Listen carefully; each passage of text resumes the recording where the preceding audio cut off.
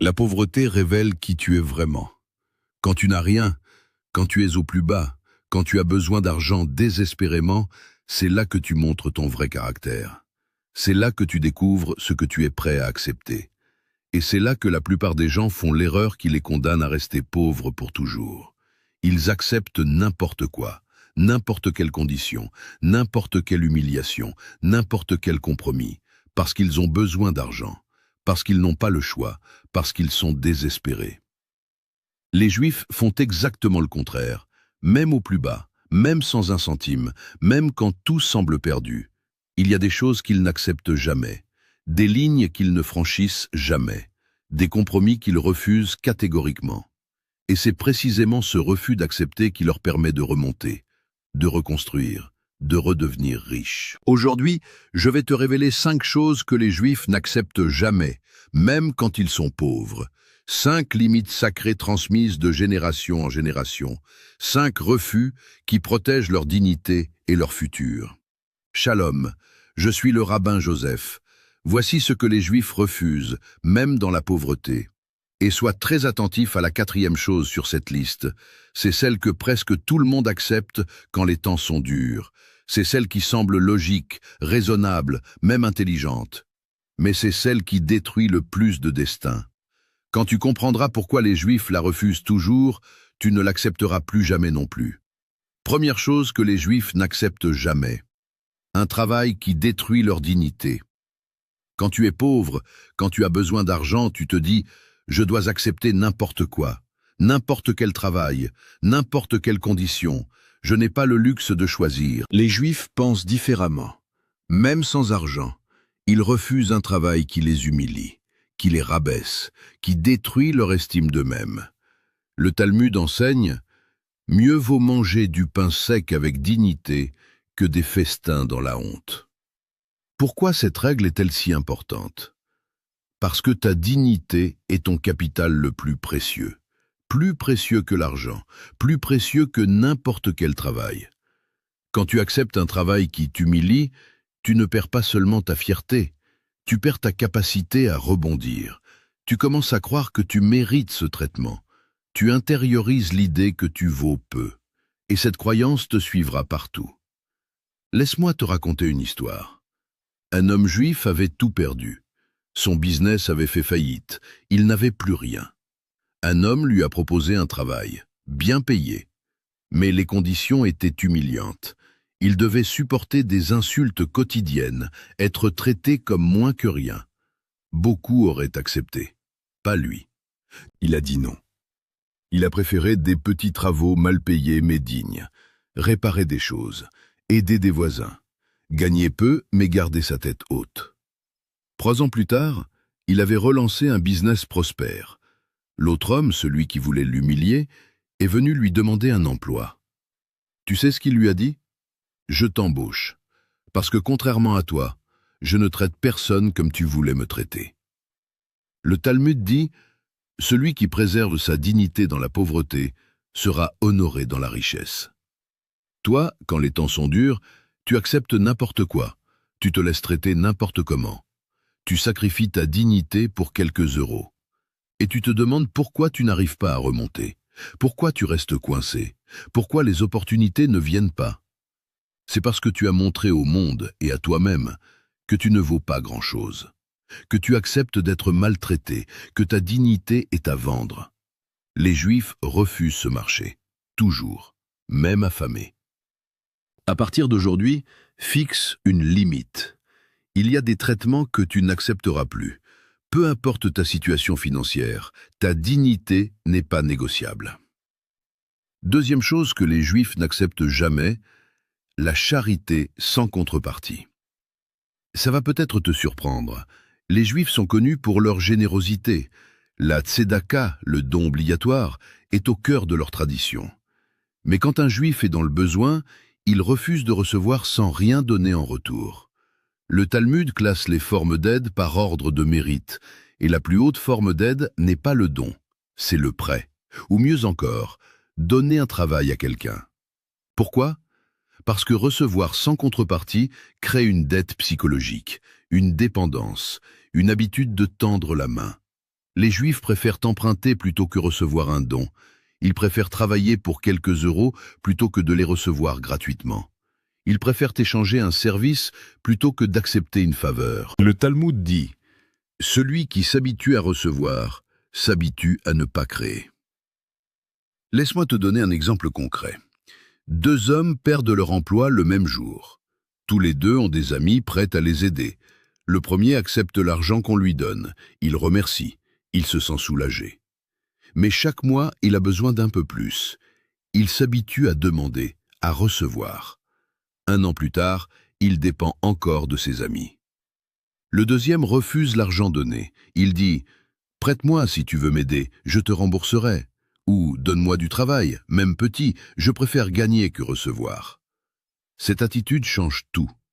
Il reste dans une mentalité de création, pas de réception. Il garde sa fierté, il garde son élan. 1 an plus tard, il a reconstruit et il rembourse ses prêts. Même point de départ, mentalité opposée, résultat opposé. Le Talmud enseigne « Donne à un homme un poisson, il mangera un jour. Apprends-lui à pêcher, il mangera toute sa vie. Mais mieux encore, embauche-le pour pêcher, et il nourrira aussi sa famille. » Toi, quand tu es dans le besoin, tu tends la main, tu acceptes ce qu'on te donne, tu t'habitues à recevoir, et cette habitude te garde pauvre. Les Juifs refusent cette facilité. Ils cherchent toujours un moyen d'échanger, de contribuer, de garder leur position de créateur, pas de mendiant. À partir d'aujourd'hui, si quelqu'un veut t'aider, demande un prêt plutôt qu'un don. Propose un service en échange, refuse de recevoir sans rien donner. Ta mentalité changera et ta situation suivra. Troisième chose que les Juifs n'acceptent jamais, des conditions injustes dans un accord. Quand tu es pauvre, quand tu as besoin de quelque chose désespérément, l'autre partie le sait. Et souvent, elle en profite. Elle te propose des conditions défavorables. Elle sait que tu vas accepter parce que tu n'as pas le choix. La plupart des gens acceptent. Ils se disent « Je n'ai pas le pouvoir de négocier. Je dois prendre ce qu'on me donne. » Les Juifs refusent, même sans pouvoir apparent, même en position de faiblesse. Le Talmud avertit « Un accord injuste est une graine de destruction. Il ne portera jamais de bons fruits. » Pourquoi cette intransigeance? Parce que les Juifs pensent à long terme. Un accord injuste que tu acceptes aujourd'hui te coûtera bien plus demain, en argent, en liberté, en opportunités futures.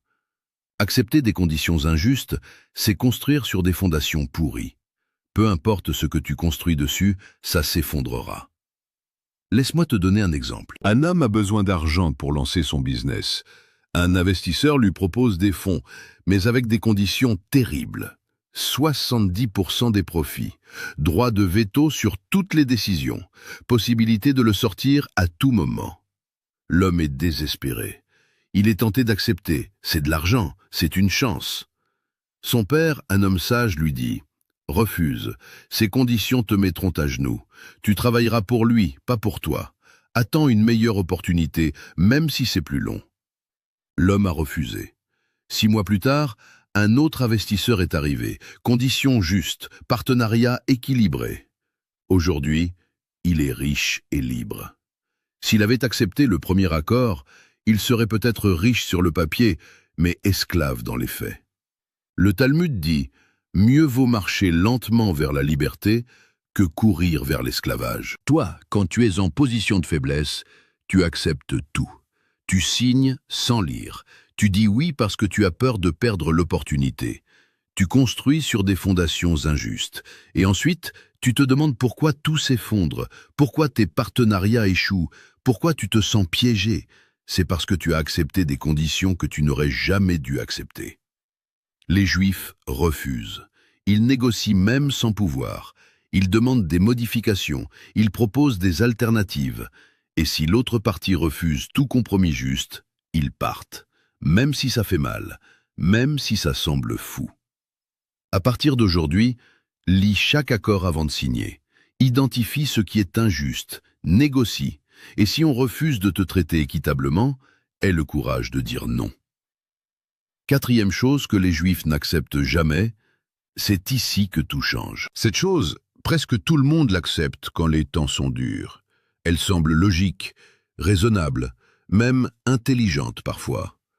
Mais c'est un poison qui a détruit plus de destins que toutes les autres erreurs combinées. Les Juifs n'acceptent jamais de compromettre leur réputation pour de l'argent. Le Talmud dit quelque chose de profond. Un bon nom vaut mieux que l'huile précieuse. Et ailleurs, celui qui perd sa réputation pour de l'argent finit par perdre les deux. Quand tu es pauvre, les tentations arrivent. Des opportunités qui paient bien mais qui sont douteuses. Des raccourcis qui marchent mais qui sont malhonnêtes. Des associations avec des gens riches mais dont la réputation est sale.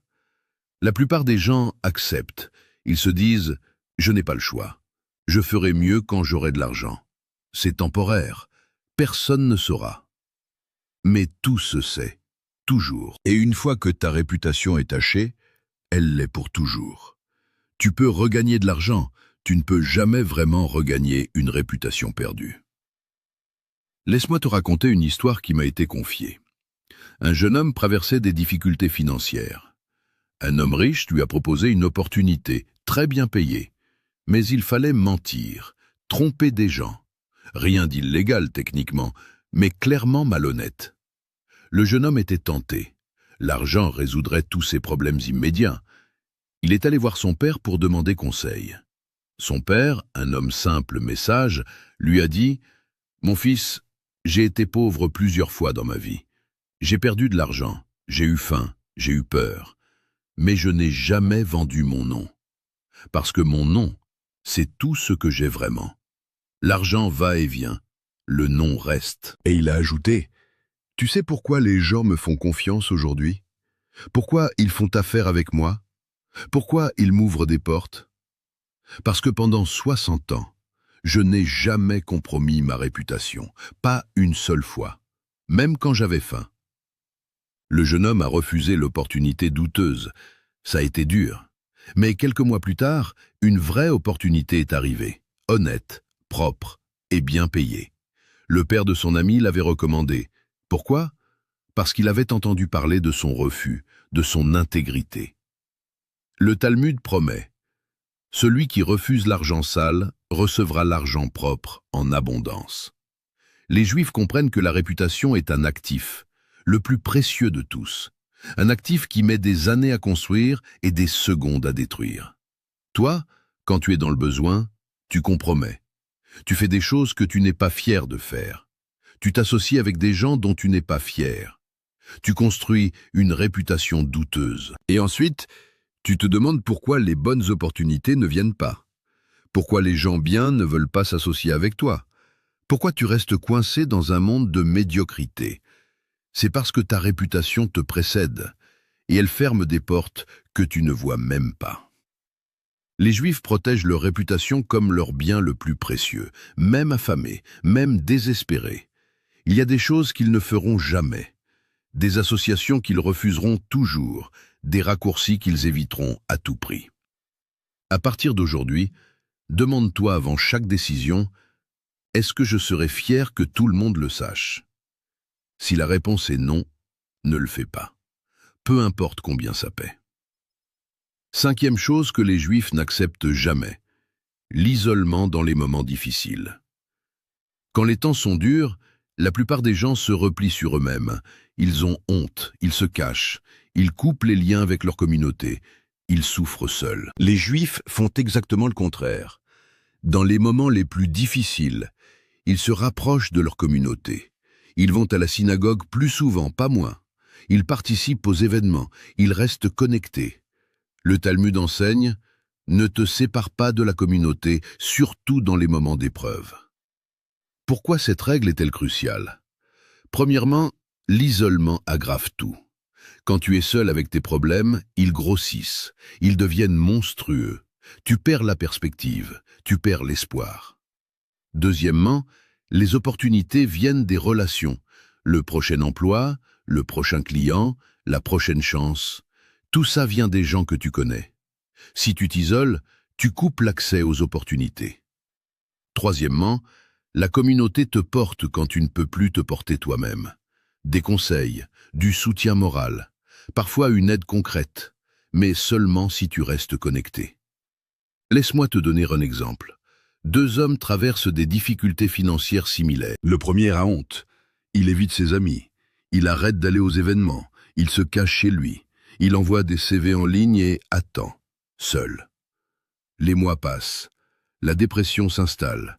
Les opportunités ne viennent pas. Le deuxième refuse de s'isoler. Il continue d'aller aux événements de sa communauté. Il parle de sa situation, pas en se plaignant, mais en cherchant des conseils. Il reste visible, il reste connecté. Un mois plus tard, quelqu'un qu'il a rencontré à un événement lui parle d'une opportunité. Un ami d'amis cherche quelqu'un avec ses compétences. Il n'aurait jamais vu cette offre en ligne. Elle n'existait pas en ligne, elle existait dans le réseau. Le Talmud dit « Celui qui reste dans la lumière de la communauté sera guidé vers la sortie. Celui qui se cache dans l'ombre y restera. » Toi, quand tu traverses des difficultés, tu te caches, tu as honte, tu coupes les liens, tu souffres en silence. Et tu te demandes pourquoi personne ne t'aide, pourquoi les opportunités ne viennent pas, pourquoi tu restes coincé. C'est parce que tu t'es rendu invisible, et on ne peut pas aider quelqu'un qu'on ne voit pas. Les Juifs refusent l'isolement. Ils savent que leur communauté est leur filet de sécurité, leur source d'opportunité, leur force dans la tempête. À partir d'aujourd'hui, si tu traverses des moments difficiles, rapproche-toi des autres. Pas pour te plaindre, pour rester connecté, pour rester visible, pour rester dans le flux des opportunités. Récapitulons les 5 choses que les Juifs n'acceptent jamais, même quand ils sont pauvres. Premièrement, un travail qui détruit leur dignité. Mieux vaut gagner peu avec fierté que beaucoup dans la honte. Ta dignité est ton capital le plus précieux. Deuxièmement, la charité sans contrepartie. Ils préfèrent emprunter, échanger, travailler. Recevoir sans donner crée la dépendance. Troisièmement, des conditions injustes dans un accord. Un mauvais accord aujourd'hui, c'est un désastre demain. Même en position de faiblesse, ils négocient ou ils refusent. Quatrièmement, compromettre leur réputation pour de l'argent. Un bon nom vaut plus que toutes les richesses. Ils refusent les raccourcis malhonnêtes, même affamés.